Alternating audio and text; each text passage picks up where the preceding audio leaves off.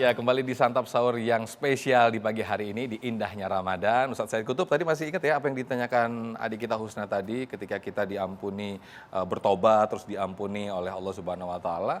Tadi gimana, pahalanya dikembalikan lagi nggak tuh gitu katanya. Silakan Ustadz Said Kutub. Ya, baik. Jadi kebiasaan para salafus saleh berdoa kepada Allah Subhanahu Wa Taala agar disampaikan ke dalam bulan Ramadan, itu sungguh-sungguh doanya 6 bulan sebelumnya. Allahumma sallimni ila Ramadan wa sallimni Ramadana wa tasallamhu minni mutaqabbala. Ya Allah, sampaikanlah aku ke dalam bulan Ramadan, sampaikanlah Ramadan kepadaku dan terimalah seluruh amal ibadahku. Kemudian masuki bulan Syawal, kemudian mereka berdoa lagi kepada Allah Subhanahu wa taala agar kiranya amal ibadahnya selama Ramadan diterima oleh Allah Subhanahu wa taala 6 bulan berikutnya. Allahumma taqabbal minna salatana wa siyamana wa qiyamana wa ruku'ana wa sujudana wa ta'abbudana wa takhusyu'ana wa tammim taksirana ya Allah ya rabbal alamin. Jadi terus berharap kepada Allah Subhanahu wa taala, memohon kepadanya agar Allah mengampuni dosa kita, agar Allah menerima amal ibadah kita. Terus berharap dan khawatir jangan-jangan amal ibadah kita tidak diterima oleh Allah Subhanahu wa taala. Inilah yang dikhawatirkan oleh salafus saleh, merasa amal ibadahnya besar tapi tidak diterima oleh Allah Subhanahu wa taala. Kemudian juga khawatir jangan-jangan amal ibadahnya selain tidak diterima kemudian menjadi dosa. Nauzubillah min zalik. Kemudian yang dikhawatirkan lagi wafat dalam keadaan su'ul khatimah. Nauzubillah min zalik. Masalah pahala dari Allah, kita berdoa kepada Allah terus berharap agar amal ibadah kita diterima oleh Allah Subhanahu wa taala 6 bulan setelah Ramadan, agar Allah menerima amal ibadah kita selama Ramadan ataupun ibadah-ibadah yang lainnya. Terus minta ampun kepada Allah Subhanahu wa taala, jangan pernah putus asa dari rahmat Allah Subhanahu wa taala, karena Allah mengampuni semua dosa. Selama kita sungguh-sungguh bertobat kepada Allah Subhanahu wa taala, terus berharap agar doa kita dikabulkan, agar dosa kita diampuni oleh Allah, agar amal ibadah kita diterima oleh Allah Subhanahu wa taala. Pahala setiap kita melakukan amal saleh. Bayangkan coba, man jaa bil hasanati falahu asyru amsaliyah, 10 kali lipat. Itu di luar Ramadan. Saat Ramadan pahalanya lebih dahsyat lagi. Yang sunnah menjadi wajib, yang wajib dikalikan 70 kali lipat. Ada malam yang lebih hebat daripada 1000 bulan. Apalagi dia umrahnya bulan Ramadan, sekali sholatnya 100.000, dikalikan lagi berlipat ganda. Pulang ke Indonesia nggak sholat lagi. Ya. Rasa-rasanya udah cukup nih sholat ibadah di Masjidil Haram. Enggak. Ya, jangan hitung-hitungan dalam ibadah. Terus. Jadi baiknya Allah, maha baiknya Allah adalah apa? Setiap kebaikan Allah lipat gandakan. Bahkan ibadah puasa kita tidak terkira pahalanya. Saumuli wa ana ajzi bihi. Puasa itu untukku, Allah yang membalas. Jadi yang tahu kondisi puasa kita hebat atau enggak adalah Allah dan diri kita sendiri. Siapa yang kumur di siang hari zuhur di bulan Ramadan, kumurnya 3 kali, keluarnya 2. Siapa yang tahu? Pura-pura lemes, benar enggak? Pura-pura lemes. Yang tahu dia dengan Allah Subhanahu wa taala sama seperti bajai helikopter darat saat dia belok, yang tahu dia dengan Allah Subhanahu wa taala. Sama seperti emak-emak yang sana, ya kan? Sennya kiri, beloknya kanan. Kadang-kadang tidak ngesen tapi dia belok. Matiinnya di dalam garasi, yang tahu dia dengan Allah Subhanahu wa taala. Bukan yang di sini. Di sini naik mobil semua nih. Luar biasa. Masya Allah. Jadi kita berharap kepada Allah Subhanahu wa taala agar amal ibadah kita diterima. Kemudian kalaupun kita berbuat dosa, terus timpa lagi dengan kebaikan. Innal hasanat yudhibnas sayyiat wa atbi'is sayyiatal hasanah tamhuha. Contoh, ini air. Masukkan airnya yang kotor, kemudian ditimpa dengan air yang bersih, lama-lama bersih enggak? Bersih. Inna likulli syai'in thaqalatun wa inna thaqalatal qulub zikrullah. Segala sesuatu itu ada pembersihnya, pengkilatnya. Pembersih hati, banyak dosa dibersihkan dengan tobat kepada Allah, dengan istighfar, dengan zikir kepada Allah. Siapa yang mau diberikan rezeki oleh Allah? Siapa yang mau diberikan jodoh? Nggak ada yang jawab nih. Ya. Semangat banget ya. Tenang, jodoh lagi-lagi nggak kemana-mana, nggak dapat jodoh. Harus ikhtiar, doa kepada Allah Subhanahu wa taala, mudah-mudahan dapat jodoh ya, insya Allah. Kemudian juga selain kita ikhtiar kepada Allah, berdoa kepada Allah Subhanahu wa taala, juga kita husnuzon, baik sangka kepada Allah Subhanahu wa taala atas apa yang kita lakukan. Kalau dosa, perbaiki dengan kebaikan. Kemudian kalau dosa, jangan pernah kita putus asa dari rahmat Allah Subhanahu wa taala. Di saat kita putus asa, setan seneng tuh. Bahagia kita putus asa. Padahal puncaknya sayangnya Allah, cintanya Allah kepada kita saat kita berbuat khilaf, sengaja atau tidak sengaja, segera kembali kepada Allah. Innallaha yuhibbut tawwabin wa yuhibbul mutatahhirin. Nabi Adam alaihissalam dulunya dimanja oleh Allah Subhanahu wa taala. Diberikan apa yang dia mau. Betul atau enggak? Nah, dalam Quran surat Al-Baqarah ayat 35. Wa qulna ya Adam uskun anta wa zaujukal jannah wa kula minha ragadan haitsu syi'tuma. Apa yang dia mau diberikan oleh Allah Subhanahu wa taala. Dimanja, bukan mandi jarang ya. Apa yang diminta diberikan oleh Allah. Lantaran apa? Dia taat kepada Allah, menjauhi maksiat dan dosa. Saat dia mendengarkan bisikan setan, mengikuti hawa nafsu.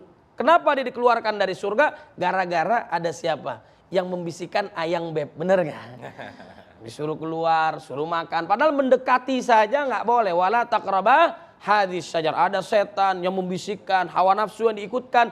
Apa yang terjadi? Dikeluarkan dari surga, susah kehidupannya. Poinnya, mau enak, mau nyaman, mau bahagia dunia akhirat. Taat kepada Allah, jauhi maksiat dan dosa. Seburuk-buruknya kita, segera kembali kepada Allah. Insya Allah Allah mengampuni dosa kita. Insya Allah. Wallahu a'lam. Amin. Wallahu a'lam bishawab. Berikutnya saya ke Adinda yang sudah siap dengan pertanyaannya. Silakan, boleh berdiri, dikenalkan namanya. Bismillahirrahmanirrahim. Perkenalkan Ustaz, teman saya Cantika. Sebenarnya saya tadi ingin bertanya yang sudah Ustaz Sofyan tanyakan ya tadi tentang suudzon kepada Allah itu alhamdulillah sudah terjawab. Tapi ada sedikit yang mengganjal di hati saya. Seperti yang sedikit saya ketahui bahwa diterimanya taubat kita yaitu ibadah kita menjadi tenang. Tapi karena kita kayak ragu gitu, karena kita merasa banyak dosa, kita selalu bermaksiat gitu ya. Lalu sholat kita tidak menjadi tenang, terus kita berdoa selalu hati kita gundah, tidak tenang gitu. Apakah itu salah satu tanda bahwa dosa kita tidak diampuni oleh Allah begitu? Baik. Atau jangan-jangan itu bisikan setan karena untuk selalu ragu-ragu begitu ya. Ustaz Al-Samad mungkin bisa menjawab. Terima Silakan kasih. Ustaz Al-Samad. Ada orang saat dia beribadah, dia merasa dosanya sangat banyak. Saya banyak ribah, saya banyak makan riba, saya dosa mata, saya banyak ngomongin orang, saya banyak menyakiti orang. Lalu kemudian adik kita mengatakan ini orang tidak tenang. Sementara ada yang satu lagi, dia mabuk, dia sakau, dan dia tenang. Sebetulnya yang tenang itu yang mana? Nah ini perlu. Jadi makna tenang itu adalah bukan berarti orang yang mabuk, sakau, buat dosa dengan entengnya melihat dosa yang besar sebesar bukit Uhud itu dia pandang sebesar ujung rambut. Bukan itu yang tenang. Yang tenang itu adalah ketika orang bersama dengan Allah. Lebih baik merasa pelaku dosa yang belum diterima taubatnya daripada merasa penghuni sorga lalu menjadi hakim menyalahkan orang lain. Saya selalu merasa diri saya banyak dosa. Saya selalu merasa bahwa saya pelaku maksiat yang belum diterima taubat saya. Tapi saya husnuzon kepada Allah. Ilahi lastu lil firdausi ahla. Aku tidak layak masuk surgamu ya Allah. Kalau tidak layak masuk surgaku berarti kau masuk neraka aja.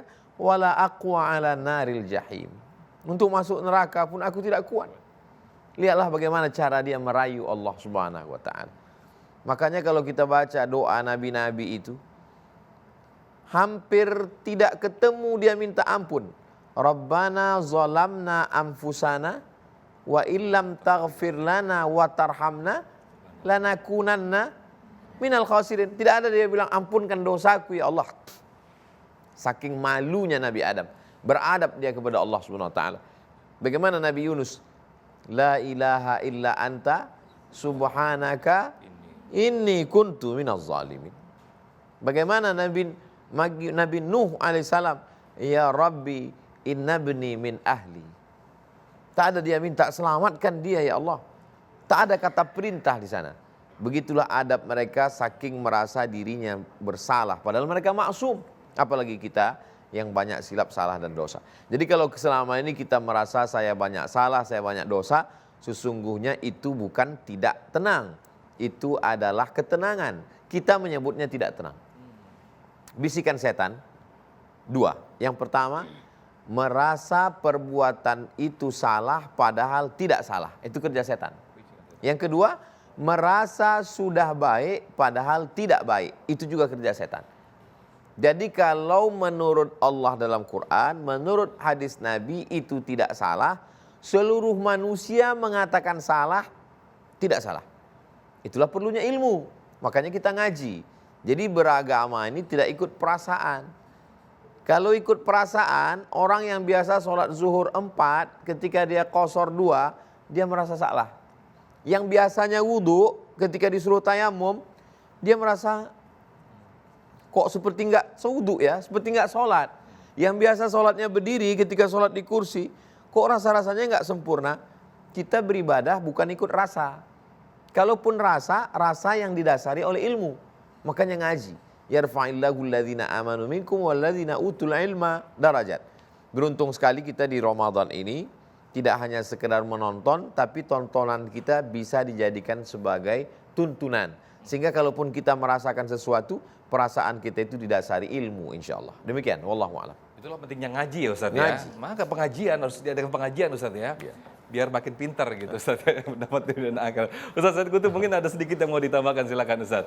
Ya baik. Sedikit saja Ustaz. Jadi kita teruslah berharap kepada Allah, khauf war raja, takut merasa ibadah kita tidak diterima dan terus berharap agar ibadah kita diterima oleh Allah Subhanahu wa taala. Sebejat apapun manusia di muka bumi berpeluang hidayah Allah Subhanahu wa taala, dan kita juga patut khawatir nih. Fala tuzakku anfusakum huwa a'lamu bimanittaqwa. Hai ahli zikir, ahli ibadah, ahli ilmu, janganlah kalian merasa paling suci karena Allah tahu siapa di antara kita yang paling bertakwa. Berlindunglah kita kepada Allah Subhanahu wa taala. Amin, amin, ya rabbal alamin. Masya Allah, terima kasih Ustaz Said Qutub, terima kasih Gurunda Ustaz Abdul Somad. Mudah-mudahan apa yang disampaikan oleh beliau menambah khasanah keilmuan kita dan tentunya menambah pahala sahur kita di pagi hari. Dan jangan lupa pemirsa, indahnya Ramadan hadir tiap hari menemani santap sahur Anda. Nanti di akhir acara Ustaz Said Qutub nanti, mohon izin Ustaz, nanti dipimpin doa, mudah-mudahan kita mendapatkan keberkahan di pagi hari ini. Akhirnya saya Muhammad Sofyan, Ustaz Said Qutub dan juga Ustaz Abdul Somad dan juga kru yang bertugas pamit undur diri. Terima kasih. Wassalamualaikum warahmatullahi wabarakatuh. يا ربنا لك الحمد ينبغي لجلالك وجهك عظيم سلطانك اللهم صل على سيدنا محمد وعلى سيدنا محمد اللهم إنا نسألك رضاك والجنة ونعوذ بك من سخطك والنار اللهم إنا على ذكرك وشكرك وحسن عبادتك اللهم إنا نسألك من حسن الخاتمة ونعوذ بك من سوء الخاتمة اللهم اجعلنا وأهلنا من أهل القرآن حفظة الذين هم أهلك وخاصتك اللهم اجعل أولادنا أولادا صالحين حافظين القرآن والسنة فقهاء في الدين مباركا حياتهم في الدنيا والآخرة اللهم تقبل منا صلاتنا وصيامنا وقيامنا وركوعنا وسجودنا وتعبدنا وتخشعنا وتمم تقصيرنا يا الله يا رب العالمين ربنا ظلمنا أنفسنا وإن لم تغفر لنا وترحمنا كنا من الخاسرين لا إله إلا أنت سبحانك إنا كنا من الظالمين ربنا اغفر لنا ولوالدينا وارحمهم كما ربونا صغارا ربنا آتنا في الدنيا حسنة وفي الآخرة حسنة وقنا عذاب النار سبحان ربك رب العزة عما يصفون سلام على المرسلين والحمد لله رب العالمين